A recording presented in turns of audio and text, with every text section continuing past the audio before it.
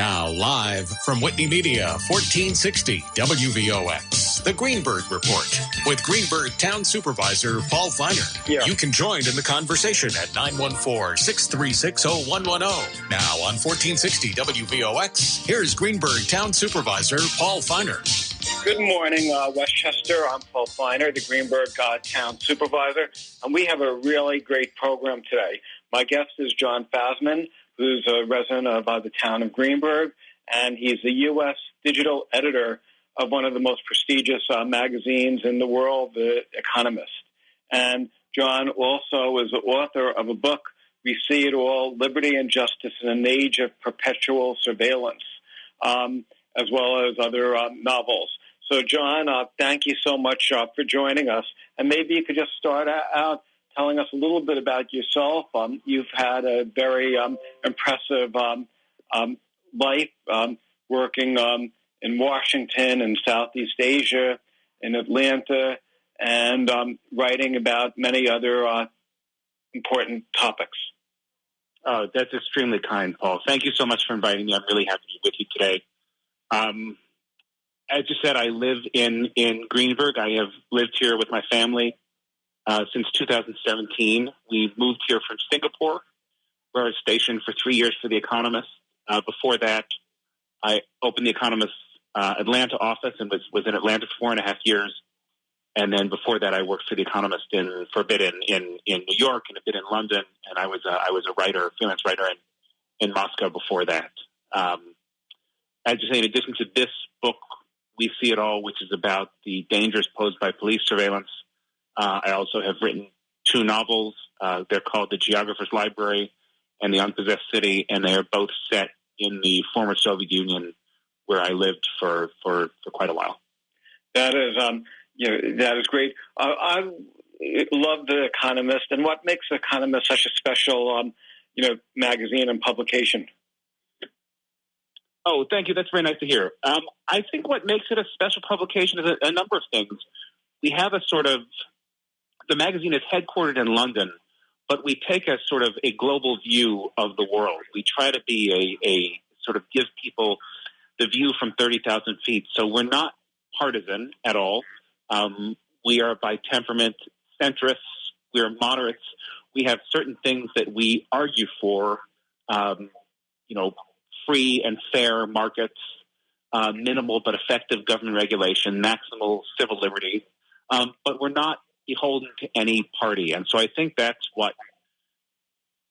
I think that's what people respond to. I hope that's what readers come to us for is analysis they can trust. That's what we try to do.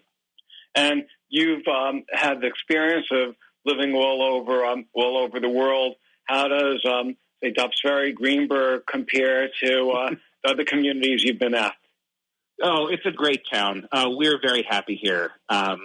It is obviously a bit quieter than New York or Moscow or Singapore, but we're very happy. We found a lovely community, and we're very grateful that the town has taken us in. Great. I know that you wrote a book about surveillance and about how technology is evolving faster than regulation.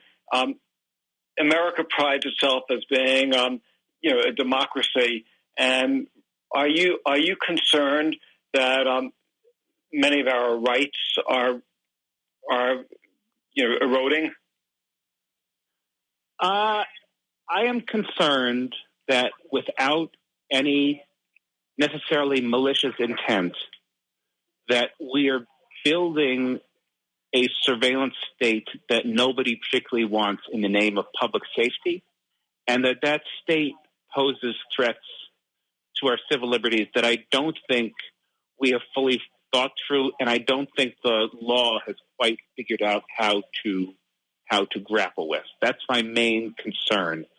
So it's not, I want to make clear, the book is about the dangers posed by surveillance technology that are used by the police. I don't think that I have a huge amount of respect for the police. I don't think that the police should be denied technology, but I do think that the way in which we have gone about allowing technology a greater and greater role with less oversight in our daily lives poses risks that we have not fully come to grips with yet. I remember a few years ago we had burglaries in a section of the town, and the police, responded by placing license plate readers in that section of the town, and they were able to significantly in Greenberg reduce the number of burglaries. We have to take a 5-minute break. After the break, could we talk about your thoughts about the license plate readers? Absolutely. Good. This is the longest break. It's about 5 minutes, and then we'll be right back with Jon Fasman, who's digital editor of The Economist, and he is the author of We See It All, Liberty and Justice in an Age of Perpetual Surveillance. I'm Paul Feiner, Greenberg Town Supervisor. Speak to you in a couple minutes.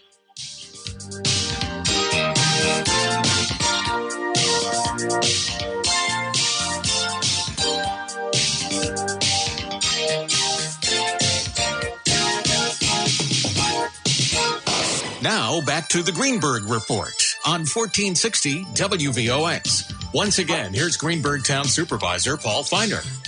Good morning. I'm Paul Feiner. I'm the Greenberg Town Supervisor. And my guest is Jon Fasman, who is the U.S. digital editor of The Economist. And he oversees all non-print coverage of the United States for The Economist, which is one of the best magazines anywhere. And he wrote a book, We See It All, Liberty and Justice in an Age of Perpetual Surveillance. And we were talking right before the break about license plate readers. I remember a number of years ago in Greenberg, we had a rash of burglaries impacting the Indian community. Around the holiday time, there's always a lot of burglaries in communities with large Indian, populations. And the police responded by putting automatic license plate readers near the area, and it actually worked. The number of burglaries was reduced by significantly, and we haven't had the problem since then. Did the police and the town government act appropriately in that case? Should we do away with these license plate readers? I mean, I can't speak to whether they acted appropriately in that case because I don't know all the details of that case. Right. I will say broadly, I don't think we should get rid of license plate readers because, as you point out, they do help stop crimes. I'll take you at your word that they were instrumental in helping to stop this rash of burglaries. They can catch cars that have been stolen or associated with a crime. The important question in license plate readers, though, is not just whether they can do good, but what happens to the data of people who are not suspected of crime, what happens to people who are not suspected of crime whose data is caught in these license plate readers? Where is that data stored? For how long? Who gets to see it?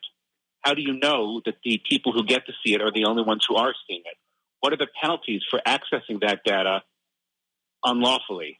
How secure is that data? So those are the questions that I think we need to think about when we are considering, when any town or police force is considering whether it wants to install license plate readers. Not just, and I think that's true of any technology I write about in this book. That includes facial recognition, it includes predictive policing, it includes body cams. The question isn't just whether they can help solve crimes, because all of them can, at least at the margins. The question is, number one, what safeguards are there to ensure the data is used only in the way it's supposed to be used? And number two, what the broader question is, what are we willing to give up? What are we willing to tolerate in the name of public safety? I mean, there are all kinds of things that could help solve crimes that are just incompatible with life in a liberal democracy. Detention without trial, surveillance everywhere, suspension of habeas corpus. All of those could potentially help police solve more crimes, but they're just incompatible with our democratic values. And so the important question in evaluating technology is not just what does it do, and it's not just can it do good. It's what are the safeguards around it to ensure that it's used in a way that protects public safety, but also protects people's individual liberties. The same thing with cell phone tracking devices. I guess the police and public safety officials use that, and I guess your concern would be the lack of long-term oversight, how it's being used. Yes, that's my concern with all of this technology, the lack of oversight, the lack of audits to ensure that they're being used the way they should be used. There was a case in Boston several years ago where a journalist just stumbled onto the city's entire automatic license plate reader database on an unsecured server. So who went where, when, what are people's travel patterns? You can imagine that data being used maliciously. You can imagine that data being used for ill intent. So the question in all of this technology that I write about is what is the oversight and who is making sure that it's being used as it should be used? Most communities in New York State had formed a committee dealing with systemic racism. Do you know if any municipality or any state has adopted legislation that deals with the regulations and safeguards that you're recommending? I mean, a number have. There have been various things done. Sure, there are. At the sort of most prohibitive, there are cities like San Francisco, Alameda, Santa Clara, Somerville, Massachusetts. I believe the entire state of Vermont that have banned the police use of facial recognition over concerns of bias and infringement of liberties. The state of Massachusetts has not enacted a total ban, but they've enacted what I think of as an extremely sensible law regulating facial recognition, which is that police cannot use it just whenever they want.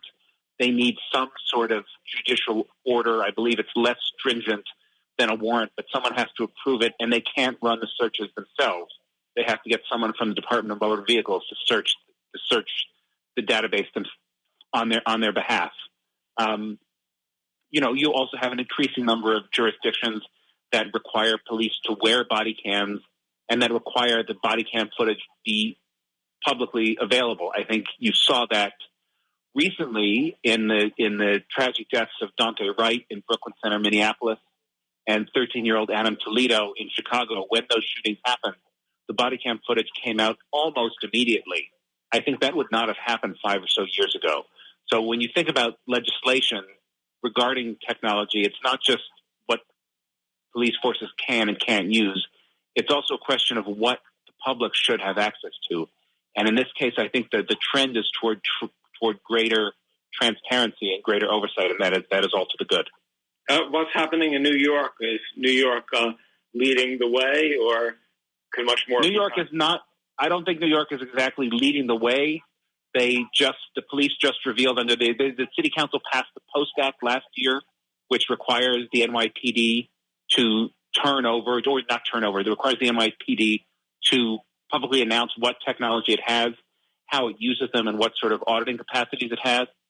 A lot of privacy activists found the NYPD's revelations opaque and boilerplate and really insufficient to the purpose of the law. And so I don't think it's accurate to say in this case that New York is leading the way at all. Right. In your book, you talk about what other communities across the country have been doing. Newark. We have to take a break, but maybe after the break we can talk about what Newark has done relating to the Citizen Virtual Patrol. Sure. So we'll be back in a few minutes, and thank you so much for being with us. Jon Fasman is U.S. digital editor for The Economist, and he's the author of We See It All, Liberty and Justice in an Age of Perpetual Surveillance. We'll be right back.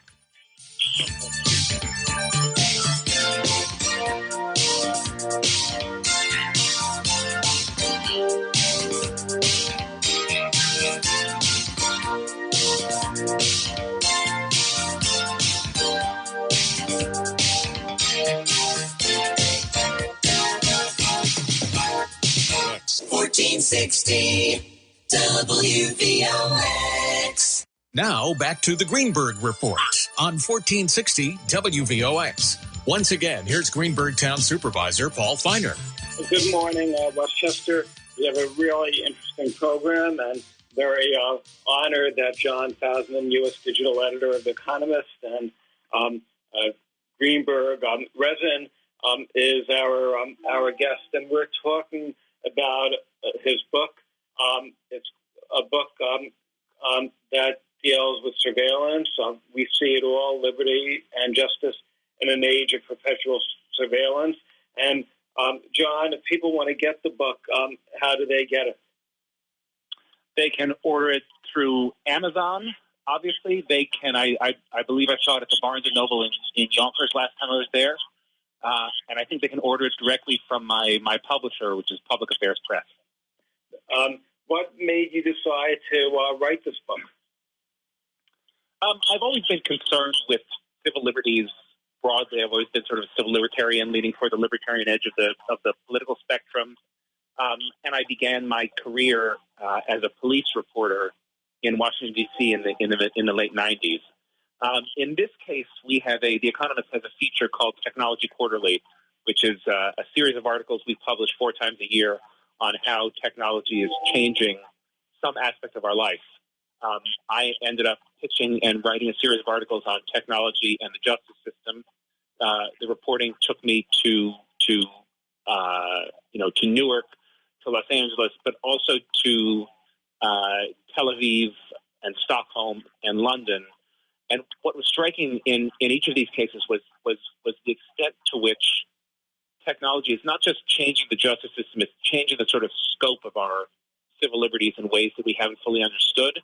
And I wanted to think through these issues and explain them at greater length and give people a framework that I hope will be useful for how to think about technology. And I should say, I hope it'll be useful both for people who are, I guess, on the left of the police debate, people who are abolitionists, and also police themselves. I fully recognize that I don't think police officers want to live in a perpetual surveillance state any more than you or I do.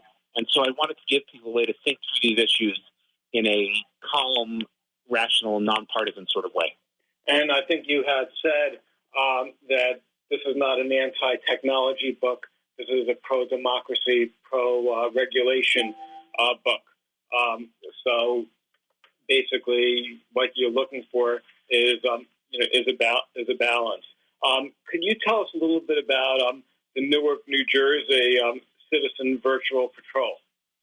Sure. Well, Newark, New Jersey has had a problem with getting witnesses to testify for a variety of reasons that I won't go into here. But the solution they came up with was to create a network of 126 city-owned cameras that they put on strategic street corners around the city and made the feeds publicly accessible so that you can, from wherever you happen to be in the world, if you know the website to go to, which I'm not going to reveal on the show because I think the program is a bad idea for reasons I'll explain. But if you know the website, you can go there and look at any or all of these feeds at once. Now, on the one hand, the police chief in Newark, as the police chief in Newark explained to me, it is sort of no different from just standing on a street corner and watching. And that's kind of true. I mean, the cameras they're not looking into anybody's apartment. They don't follow individual people. They're fixed, and they train the lens on 126 different corners around the city. Now, on the other hand, they do show areas where people would expect a bit more privacy than just a public street. Meaning, they show yards, they show stoops. You can see who's coming in and out of houses, and you can also, if you set up the feed correctly, you can basically monitor an entire long city block of Newark in a way that would be very hard to do individually without drawing attention to yourself. Right? You'd have to follow a person if you were following that person. So, and also, if you can imagine if you had an ex in Newark that you wanted to keep tabs on, and a camera was trained at his or her house, that would give you a level of surveillance over that person's life that, sure, I guess you could achieve personally, but you'd have to actually park yourself out there and reveal what you were doing. And so my concern about the Citizens Virtual Patrol is it sort of ratchets down the level of the protections we can expect from police. It gives individuals really an eye of the city, a view of the city that they wouldn't otherwise get. And I think that's the case with a lot of this technology, right? With an automatic license plate reader, it doesn't do anything that an individual police officer could do, meaning standing on the street corner or walking up and down a street and taking notes on every license plate he sees and when he sees it. But it does it invisibly, and it does it as a matter of course, and it stores that information potentially indefinitely. So it's that distinction. How much information can it take up, and what happens to that information? It's that distinction that I think we really need to think about. And I want to say one other thing. I'm glad you mentioned that this is not an anti-technology book. I recognize that technology plays an increasingly important role in all of our lives. Increasing a lot of our lives, especially for younger people, is lived online. The police need the tools they need to respond to crime in this changing sort of atmosphere. But we just need to know, as people subject to that technology, what they need, why they need it, how they use it. And there needs to be strict auditing and oversight requirements so that if it does get misused, there are real penalties for it. Right. And do you think that when the police are using the technology, there should be more education and the public should be advised what's happening? So if somebody's going into a community and there's license plate readers, should it be warnings? Just so people would have the option. It doesn't have to say exactly where they are, but just more publicity as to the technology that's being used. I mean, I would favor that. I would favor signs saying, license plate readers at use in this neighborhood as you enter this neighborhood. I would favor if there are cameras equipped with facial recognition. I'd like to know that they're equipped with facial recognition. I think beyond that, though, just beyond making the public aware, hey, this is happening here, the public should get a chance to weigh in at city council meetings, in legislative sessions. The public should get a chance to weigh in as to what sort of technology they want in their community. And the police should have to make public reports annually about what technology they've used, how they've used it, who they've used it against. And so I think it's not just a question of alerting people what exists as they're going about their daily lives. It's crafting policy that is geared toward maximal transparency.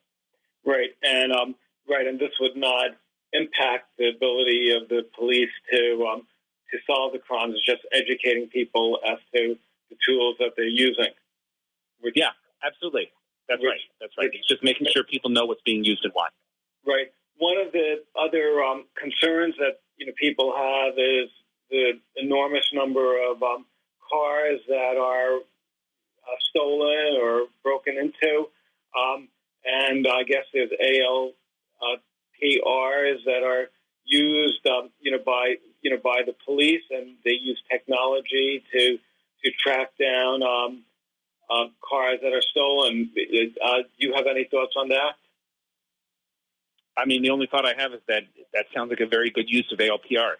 As I said before, the question is not, can ALPRs help catch stolen cars? The question is, as they are looking for these stolen cars and they pass your car or my car and we haven't done anything wrong, what happens to the data that reveals where we were when?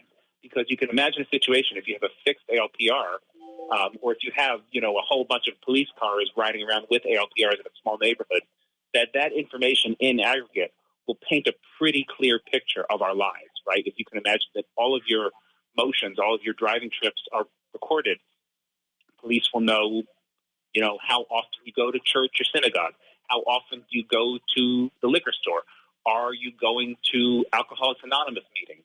When you say you're going home after work to your spouse, are you in fact going home to that person or not? So this is all very sensitive information, and we should know where it's stored and how it's being stored. And in New Hampshire, if a car is not associated with any crime, they have to delete it, I think, within 3 minutes. We have to take one final break, and we'll be back in a couple minutes with Jon Fasman. And thank you for joining us. We'll be back in a few minutes.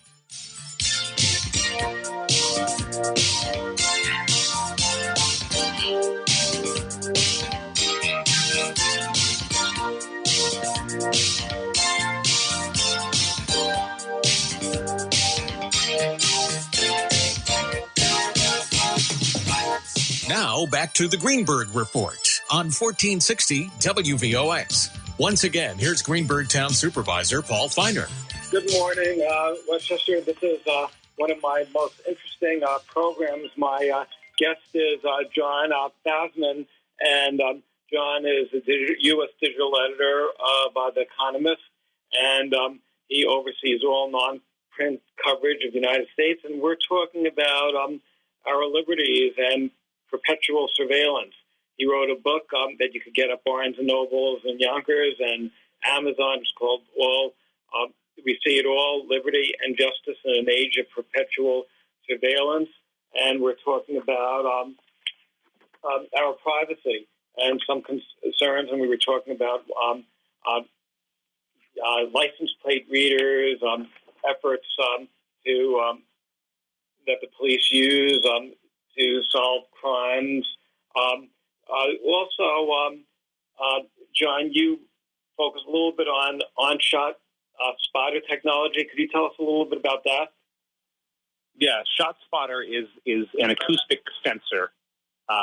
It is the way that I saw it used in Newark. It's posted. They're essentially audio sensors that are posted on traffic lights. They look like white diamonds.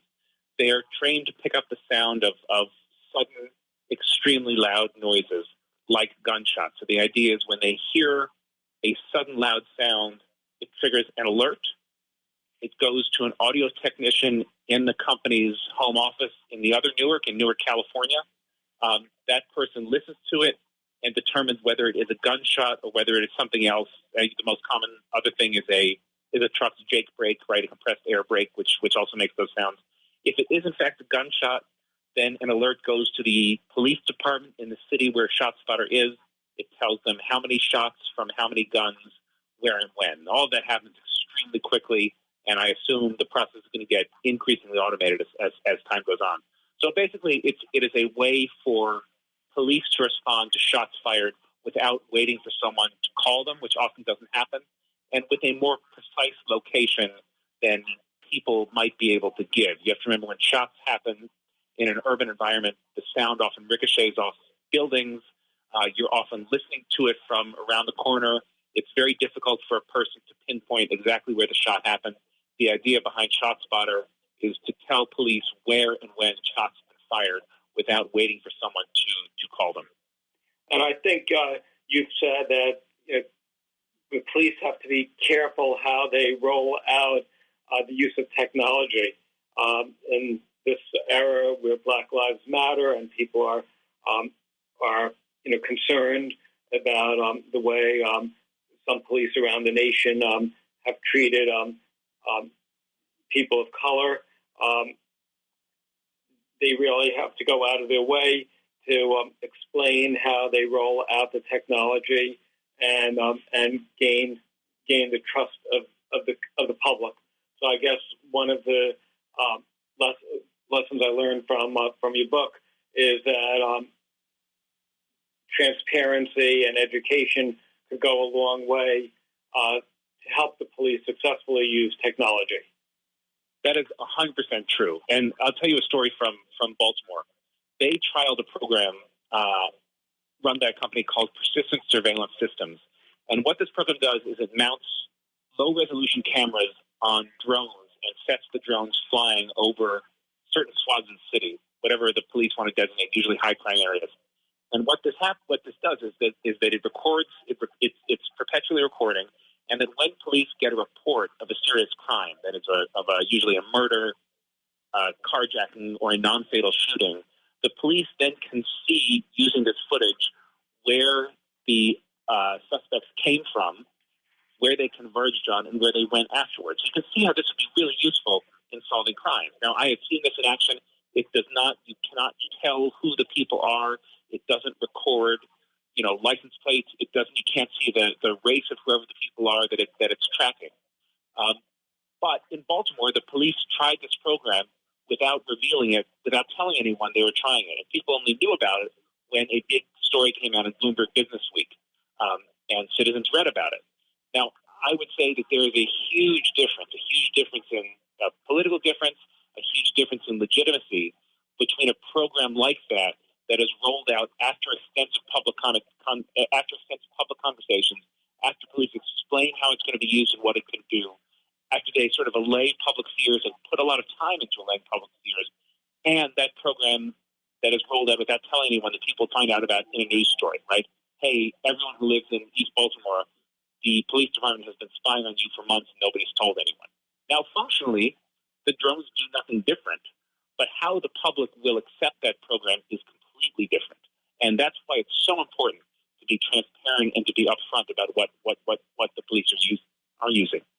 And the probability is if the police explain what they're doing, or even have like an annual technology initiative or a seminar, I think most people will be reasonable. Yep. Now, what happened is, I'll tell you what happened after that story broke in Baltimore. The founder of persistent surveillance systems held about 80 meetings, community meetings, over the next few years, and explained to everyone who wanted to hear it what the program did, how it was being used, and more importantly, what it doesn't do. Right? It doesn't track your faces. It's not going to follow you into your homes. And as a result, I've seen the survey evidence. That program then had majority public support in the areas in which it was deployed. And so I think that's why you need to have those sorts of public consultations.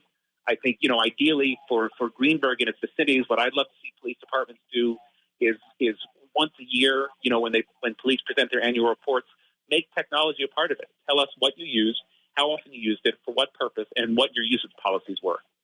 This is like so interesting. Like you really inspired me. I'm going to speak to the police chief after I'll make a copy of this video. We also have a police community advisory committee, and I think that this would be a great initiative where the police community advisory board could maybe have an annual meeting, hear about the technology that they're using.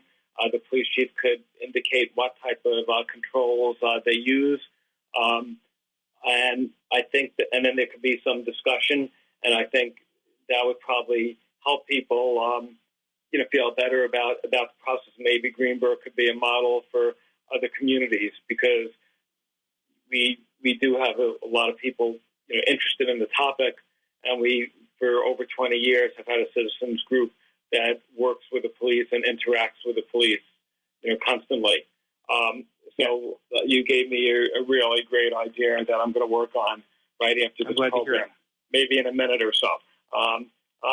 I also wanted to ask you, because we only have about a minute left, what penalties do you think should be imposed for the failure to comply with regulations? I think that's such an important question. I think the penalties have to be such that you don't get in enormous trouble for an honest mistake, but they also have to, make clear that misusing this technology is a big deal. So I suppose what I would favor is a sort of graduated set of penalties.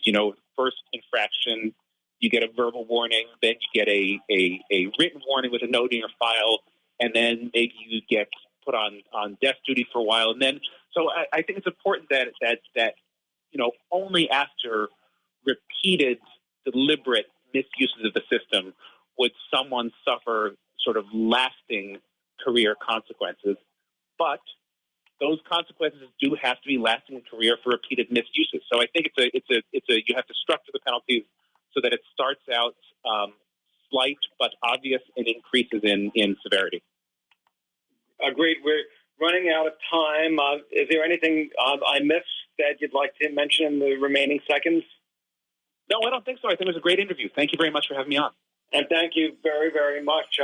I really recommend the book. It's so interesting. And Paul Finer, Greenburgh, Town Supervisor. Thank you, John, for joining us. The book, Liberty and Justice in the Age of Perpetual Surveillance by Jon Fasman.